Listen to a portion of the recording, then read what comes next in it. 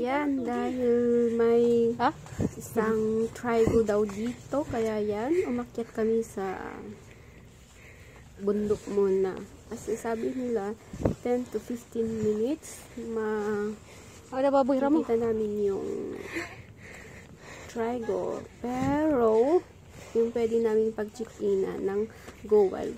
Pero, hindi ko na siya inabot kasi sobra yung init talaga. Kaya nung nag-blue na yung aking Go Wild, doon na ako nag-check-in at bumaba ulit sa dati naglamos dito ya. Kasi nandun yung mga kasama ko. Gusto. Ayan, double purpose ko yung pinuntahan ko sa Half Moon Pag-swimming beach together with my pati friends. medyas. Pupuntahan yung isang trigo doon. Sana all. So, let's go. At yan. Malapit na.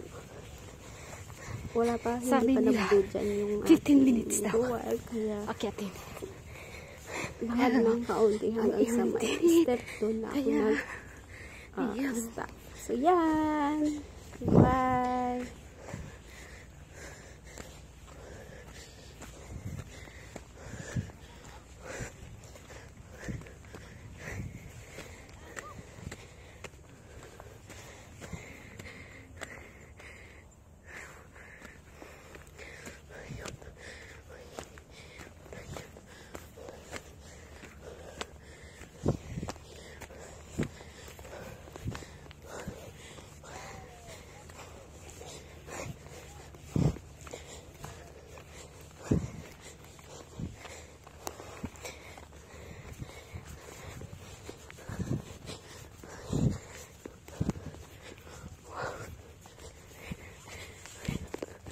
Ayan.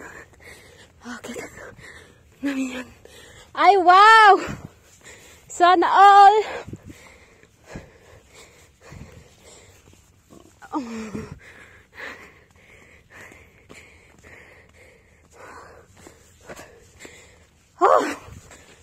Grabe.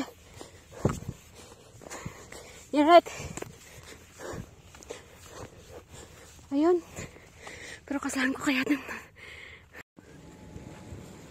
Ayan, nagsulo ako dito.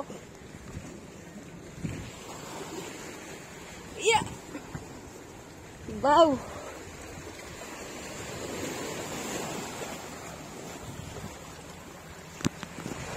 Yeah.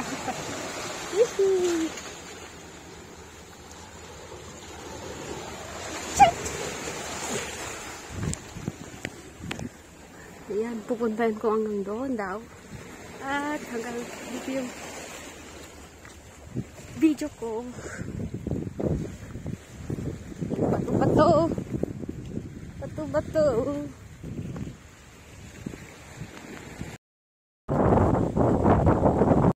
Ayan.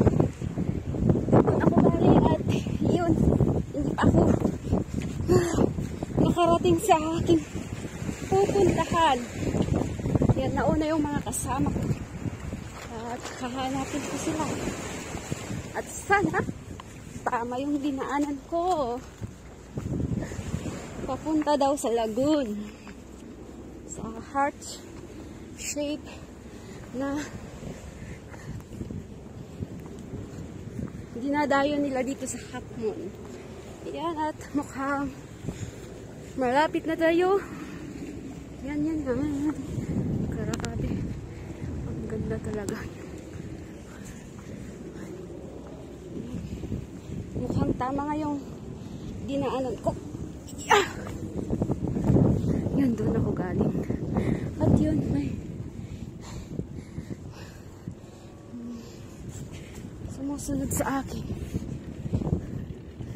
At sana nga tama to. Tama. Wow! See?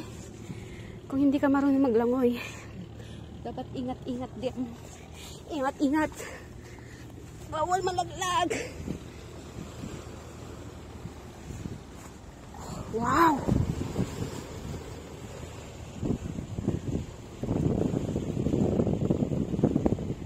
At hawakan ko yung cellphone ko. Ay, hindi pala. Tago ko yung cellphone ko. Kasi yan yung aakyatin natin. So, bye muna.